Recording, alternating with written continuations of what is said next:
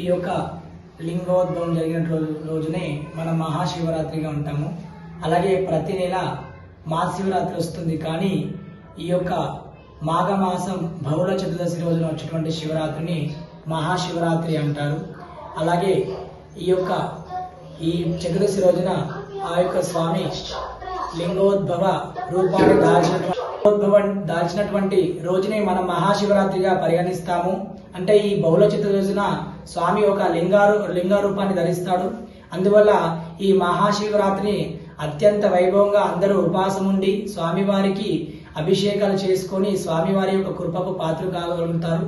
అలాగే మనకి ఈ యొక్క చాలా గొప్పమైనటువంటి ఈ యొక్క మాస శివరాత్రి చాలా మంచిదైనటువంటి ఈ యొక్క మహాశివరాత్రి రోజున అందరూ కూడా జాగరణ చేసి ఉపవాసన చేసి స్వామివారి యొక్క ఆ కృపకు పాత్రలు అవుతారు. స్వామివారి యొక్క అనుగ్రహాన్ని పొందుతూ ఉంటారు.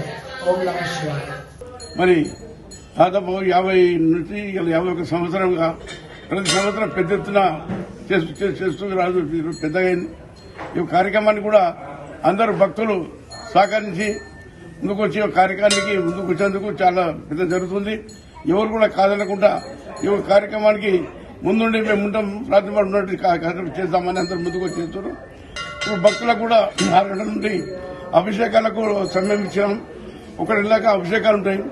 మరి సాయంత్రం స్కూల్ పిల్లల ప్రోగ్రాంలు స్వామి ఉపన్యాసాలు, తర్వాత లింగోద్భవ పండుగలో లింగోద్భవం జరుగుతుంది.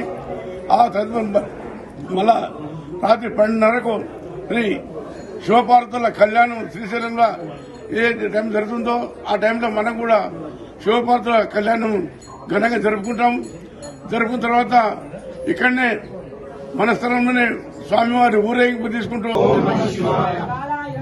ఓం నమః శివాయ. ఓం నమః శివాయ. ఓం నమః శివాయ. ఓం నమః శివాయ. ఓం నమః శివాయ. ఓం నమః శివాయ. ఓం నమః శివాయ. ఓం నమః శివాయ. ఓం నమః శివాయ. ఓం నమః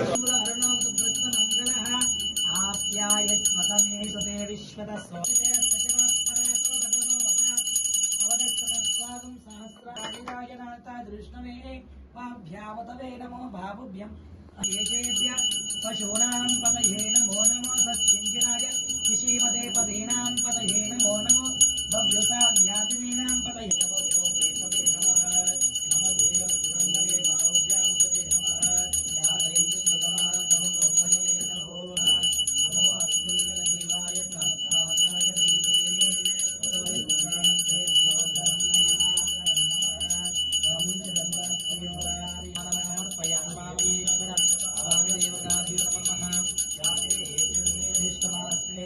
చంద్రాం ప్రభాసామిషసాజ్వలంతిం శ్రియం లోకేదిష్టాముదారం తాం పద్మినిం శనస్తే.